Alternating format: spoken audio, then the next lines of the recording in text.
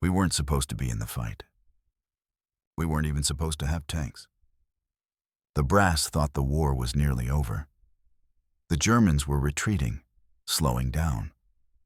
We were told to stay put, keep the peace, wait for orders. No one expected anything. Until the Battle of the Bulge erupted like hell, splitting open. It was December 1944, and Hitler had just unleashed a surprise attack through the Ardennes. We could hear the artillery in the distance, but had no idea we'd soon be face to face with the worst of the worst, the 1st SS Panzer Division. We scrambled to find armor, scavenged through abandoned depots, piecing together whatever we could. One working tank here, a busted turret there, radios missing, sights gone, parts stolen. We were mechanics and miracle workers, not soldiers, at least not yet. We managed to roll out with 2 tanks and 1 tank destroyer, barely functional. No backup, no fanfare, just grit and desperation. And then it happened. Our first tank crept around a bend near a train station in Stavelot, came nose to nose with a German Panzer. They fired first. Boom. 1 Nazi tank gone. The loader scrambled to reload, but the round jammed in the breech. Useless. Wait. He waved the second tank forward. It rolled around the corner. Same thing, face to face with another Panzer. Boom. Another kill. The tank destroyer moved in. Calm. Steady. 3 rounds from its 90mm gun. The 3rd enemy tank exploded into fire and steel. In just 30 minutes, with 3 half-rebuilt machines and sheer guts, we stopped the lead elements of Hitler's elite SS Panzer Division. And they turned back. The same SS that had just massacred American POWs at Malmedy. The same division that murdered civilians in cold blood. We didn't have polished tanks, but we had rage. We had resolve. We had enough. That was my first 30 minutes of combat, and I'd never be the same. Because war isn't about how ready you are. Sometimes, it's about whether you're willing to face death with whatever you've got. And we were. I was born in Columbus, Ohio, the youngest of 6 kids. We didn't have much, barely enough food, a roof over our heads, and hand-me-downs for clothes. But we had each other. Life during the Great Depression was rough, but it built something in us. Tough skin, quiet pride, a sense that when your country calls, you answer. I always admired the military. As a boy, I'd watch the parades roll through our town, flags waving, brass buttons shining. I even remember seeing Civil War veterans marching, real ones. It lit something in me. I didn't just want to watch history, I wanted to be in it. When I finally got the chance, I joined as a tank crewman and trained at Fort Knox. It wasn't long before I was assigned to the 708th Amphibious Tank Battalion, working with LVTs, big tracked landing vehicles built to go from ship to shore. But the war was changing fast. Some days they told us we weren't needed. Other days they told us we had to deploy immediately. It was chaos. Eventually, they shipped us out, loaded the LVTs on trains to the Brooklyn Army base, then onto ships bound for Europe. We landed in Lorient, France, a flattened town that still smelled like smoke and hate. The locals didn't greet us with flowers. They greeted us with glares and middle fingers. We were foreigners walking through their broken homes. From there, we hauled our gear up to Antwerp, then were sent back south to wait in what they called cigarette camps, temporary barracks named after American cigarette brands: Camel, Lucky Strike, Chesterfield. That's where we waited for orders. I was transferred to the 740th Tank Battalion, stationed in a quiet little town in Belgium. We were told the war was winding down. The German army was on its last legs. They said, "Stay put. You probably won't be needed." So we waited. We kept the peace. We patrolled the streets. And then, on December 16th, 1944, everything changed. On Landsturm, the distant rumble of artillery grew louder. And within days, we were facing off against Hitler's most feared division with barely enough armor to fill a parade. Mechanismo. History didn't wait for us to be ready. It came crashing down on our heads. We first heard the distant booms echo through the hills. At first, no one knew what it was. Maybe artillery drills, maybe just thunder. But it didn't stop. It grew. Deeper. Louder. And then came the word constant. The Germans were attacking. Not a skirmish. Not a retreating counterpunch. This was something massive. 1944. Hitler had launched his final gamble. The Ardennes offensive. The Battle of the Bulge. And we had nothing. The 740th Tank Battalion had arrived in Belgium just a week earlier. No combat yet. No armor. We'd turned in most of our tanks back in England. The assumption was that the war was winding down. That's what the brass told us. We were supposed to be in reserve, keeping law and order, not fighting the 1st SS Panzer Division. The 30th Infantry Division needed support. Badly. They were staring down the barrels of incoming German armor and screaming for help. The problem was, we didn't have any tanks, so we did what we could. They sent us to abandoned ordnance depots, rusted lots full of wrecked and discarded vehicles. We pieced together whatever we could. We found one tank with a functioning engine, but no turret. Another with a working gun, but no optics. Radios were stripped. Sights were broken. Every vehicle was half missing. We stole. We built tanks from the bones of others. It wasn't elegant, but it worked. We managed to patch together 2 tanks and a tank destroyer. No spare parts. No extra ammo. Just us. Cold fingers. Frozen tools. Came. And a prayer. Get to the town of Stavelot. We rolled out immediately. 3 vehicles. That's all. No backup. No recon. We were told to move fast and hold the line until someone else showed up and slush. The forest loomed on both sides, quiet but watching. We could feel the tension in the air. Every bend in the road might hold a Tiger tank. Every shadow. When we neared the train station just outside Stavelot, we paused at a large curve. Our lead tank inched around the corner, and there it was, face to face with a German Panzer. No time to think. The American gunner fired first. Direct hit. The Panzer erupted in flame and smoke. The German crew never started to reload. The shell jammed in the breech. They couldn't fire again, so they waved the second tank forward, rolled into the same curve. Another Panzer waited. Another kill. 2 shots. 2 kills. But now our lead tanks were spent, exposed, tank destroyer and alone. It didn't hesitate.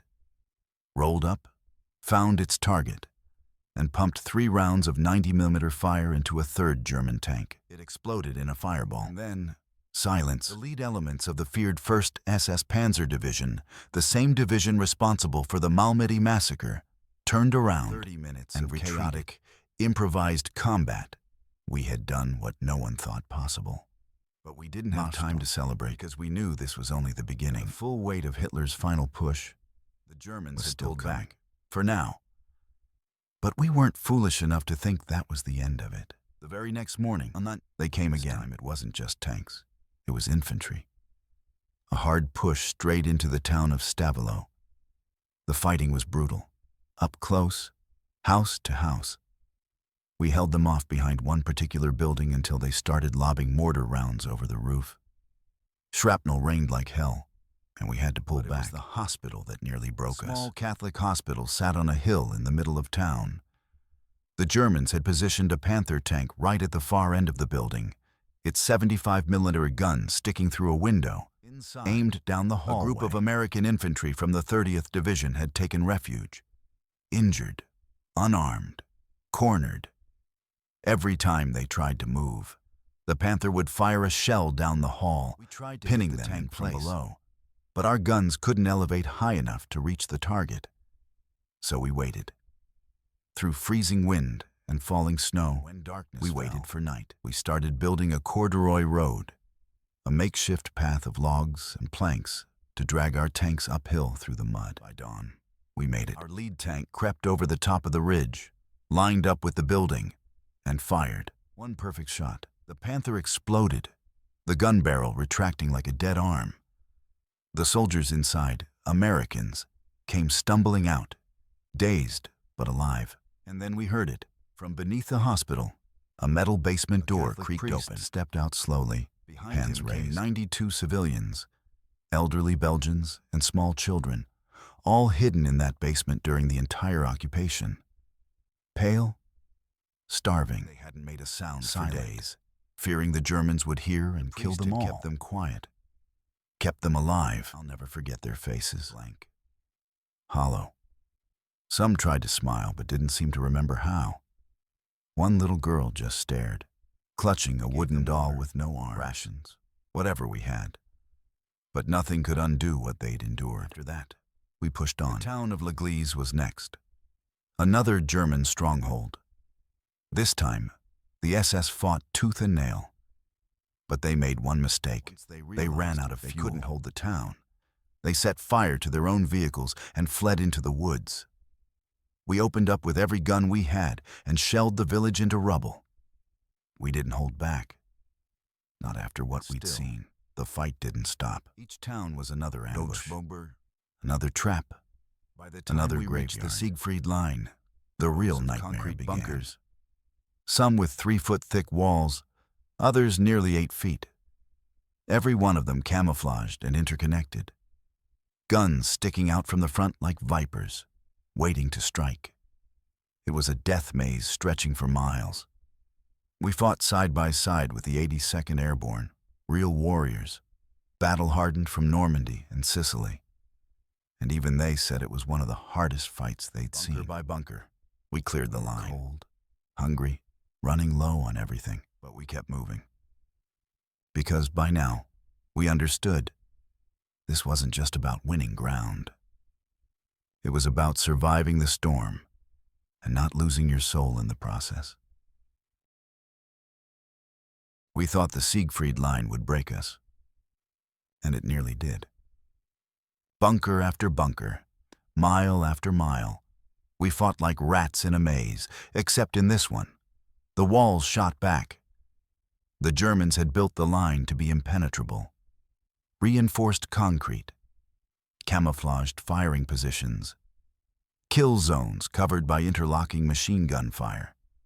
Some bunkers had guns in front, and others were angled behind them, waiting to catch you when you flanked the first.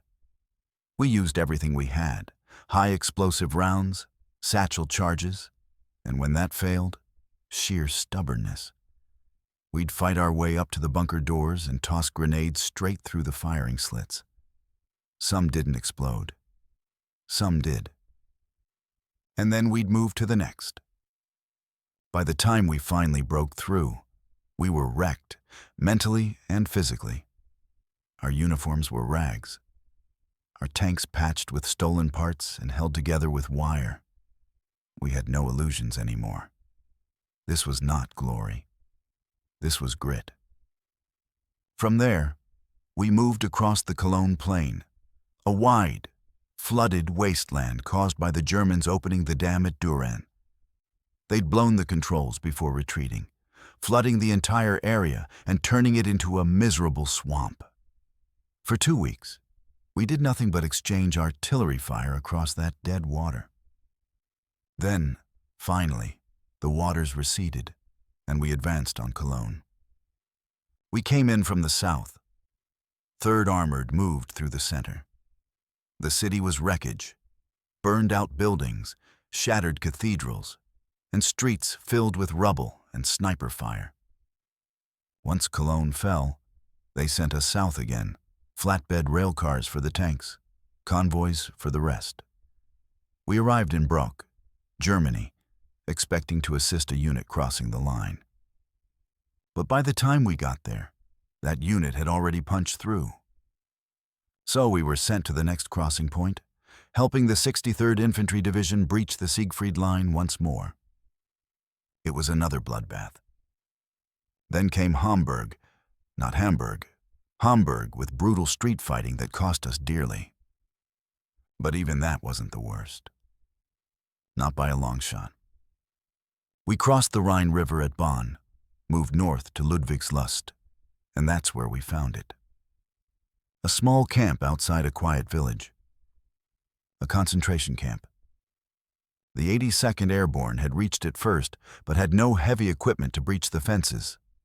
We did. We tore them down with our tanks. Oh, what we saw inside.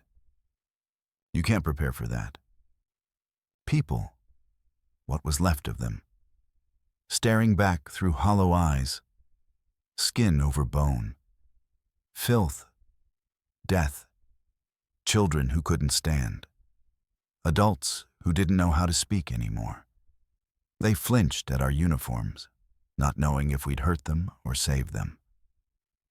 They reached for us. Some cried, others just collapsed. We gave them food, water, anything we had. But it wasn't enough. It never would be. I've seen tanks explode, men torn apart by machine gun fire, bunkers filled with smoke and screaming. But nothing haunts me like the silence inside that camp. That was the real face of war. Not the battles. Not the medals. The aftermath. And the ones who couldn't walk away. The war didn't end in a flash. It faded, slowly, bitterly, like the last echoes of a long scream. By the time the guns finally fell silent, we were spread across Germany. Our company had men stationed in Rüdesheim, others in Limburg. I stayed until July of 1946, when they finally deactivated our unit. But something stayed with me. Not the victories, not the tanks we knocked out or the towns we took. It was what we saw in that camp. Later, I got the chance to visit Dachau, the first Nazi concentration camp. Eisenhower wanted as many of us as possible to see the truth, to understand what we were really fighting for. People ask me what it smelled like. I can't explain it. I tell them, imagine every terrible smell you've ever known, mix them together, and it still doesn't come close. It wasn't just rot. It was suffering. Pain soaked into the earth. The prisoners, those who were still alive, didn't even know how to smile anymore. Some reached out just to touch us, to make sure we were real. And when they realized we weren't going to hurt them, they broke down. So did we. That haunted me for years. Not the firefights. Not the fear. But that quiet basement under the hospital. That little girl clutching her doll. That camp outside Ludwigslust. It took me decades to stop dreaming about it. After the war, I served in Korea, in post-war Germany, even worked with General MacArthur's communications teams. I rode gliders, froze in foxholes, marched across Europe, and served during the early days of Vietnam. But no matter where the Army sent me, part of me stayed behind. In the mud. In the snow. In the silence. War taught me more than I ever wanted to know. About evil. About courage. About the price of indifference.